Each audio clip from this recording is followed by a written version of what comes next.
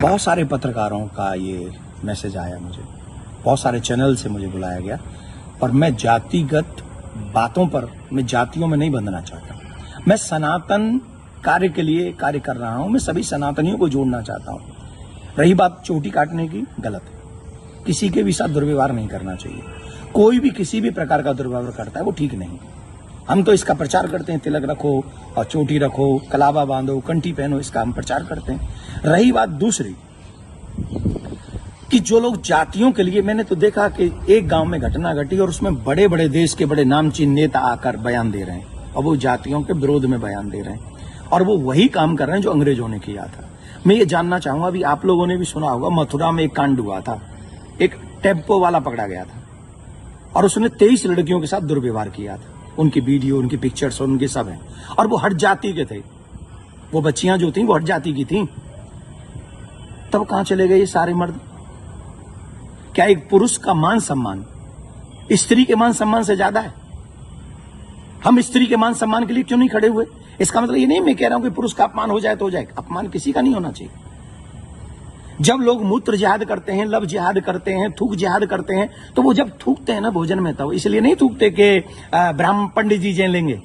उसमें सब आते हैं, पंडित जी भी आते हैं, यादव जी भी आते हैं, सिंह साहब भी आते हैं, अग्रवाल जी भी आते हैं, चौधरी साहब भी आते हैं, लिमका भी आते हैं, ढिमका भी आते हैं, सब आते हैं। वो सबके लिए थूकते हैं, वो सबके लिए मूतते हैं, वो सबकी बहन बेटियों पे नजर रखते हैं। तब क्यों नहीं बोलते हम और आप सभी? बताइए, मैं जानना चाहता हूं। ये जितने भी लोग आज विवाद कर रहे हैं, ईमानदारी से बताइए, भगवान श्री राम किस लिए आए थे? वो तो क्षत्रिय थे। भगवान श्री कृष्ण किस लिए आए? वो तो यदुवंशी थे ना। किस लिए आए थे? बताइए मुझे, जरा जवाब दीजिए, जो अपनी अपनी जातियों के जो नेता बने बैठे हैं। मैं जानना चाहता हूं आपसे, जितने भी अवतार तुम्हारे सनातन में जिन पुराणों के अनुसार हुए, जिन पुराणों के अनुसार तुम अपने आप को हिंदू लिखते हो,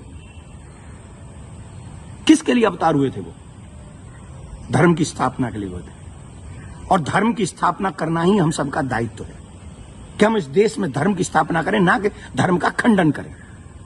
हम सबको चाहिए कि एक साथ रहकर अपने धर्म का सम्मान करें, अपने धर्म को बढ़ाएं, अपने देश को बचाएं। ये हम लोगों की ड्यूटी होनी चाहिए। और जितने भी यदुवंशी सुन रहे हैं ना, my dear listen to me, निश्चित तौर पे मेरा जन्म जो है ब्राह्मण कुल में हुआ है, लेकिन आपको एक और बात बता दूं, यदुवंशी मेरे हैं सब। पूछिए कैसे? भगवान श्री कृष्ण का नामकरण जिन ऋषि ने किया था, गर्गः पुरोहितो राजन यदु नाम सुमहातप, मैं गर्गाचार्य जी का वंशज हूं। क्या मैं आपका बुरा चाहूंगा? क्या मैं जाटवों का बुरा चाहूंगा? मैं चौधरियों का बुरा चाहूंगा? मैं बनियाओं का बुरा चाहूंगा? किसी का बुरा नहीं चाहता। मैं आप सबका भला चाहता हूं और इस देश का भला चाहता हूं। अगर आपको ईमानदारी से अपने इष्ट में निष्ठा है, राम में, कृष्ण में, परशुराम में, हनुमान में, देवी में, देवता में, तो आप शास्त्रों के बताए हुए मार्ग पर चलिए और धर्म का पालन कीजिए, और उन विधर्मियों से लड़ने के लिए तैयार हो जाइए जो हमारे देश में जाति का जहर घोलकर, कई बड़े बड़े नेता हैं, जाति के नाम पे कूद पड़े, बस चुनाव की सभाओं में बोल रहे हैं, चुनाव की एक कथा, अरे तुम्हारे इस नाम पे वोट लोगे?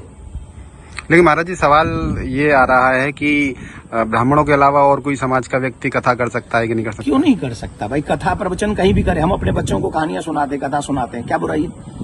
हर एक जाति के व्यक्ति, मम्मी पापा, दादी दादा, नानी नाना तो अपनी ही जाति के होंगे ना, कहानी सुनाए, कथा सुनाए, कोई बुराई नहीं है। लेकिन व्यासपीठ पर बैठ के सप्ताह करना, देखिए उसकी विधा, हम शास्त्रों की बात करेंगे, यहां मैं अपनी बात नहीं करूंगा। मैं ब्राह्मण कुल में मेरा जन्म हुआ है, लेकिन कितने ऐसे कार्य हैं जो मैं खुद नहीं करता। जैसे यज्ञ कराना मैं नहीं करता, क्योंकि उसमें मेरी नॉलेज नहीं है। वो विवाह कराना वो मैं कार्य नहीं करता। अंतिम संस्कार में भी जो 16 संस्कारों में से एक है, मैं वो नहीं करता।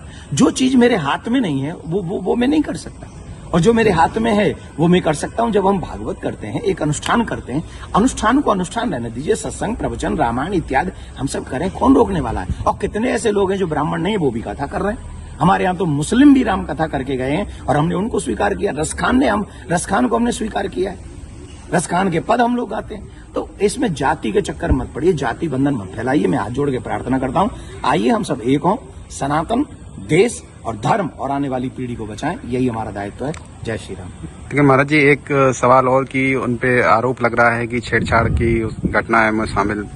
देखिए, न तो ये काम देवकी नंदन का है और न काम ये अखिलेश जी का और तेज प्रताप जी का है।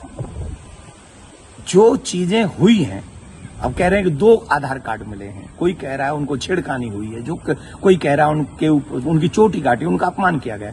तो इसके लिए संविधान है, इसके लिए प्रशासन है, हमें बांटना नहीं है। प्रशासन अपना काम करे, जहां जो जिसकी गलती हो उसे सजा दे। पंडित जी की गलती है तो पंडित जी को सजा दे, यादव जी की गलती है तो यादव जी को सजा दे। लेकिन जो बड़े बड़े लोग हैं, जो बड़े बड़े पदों पर बैठे हैं, उन लोगों को जातिवाद फैलाकर समाज को लड़ाना नहीं चाहिए। ये अच्छी बात नहीं है। धन्यवाद।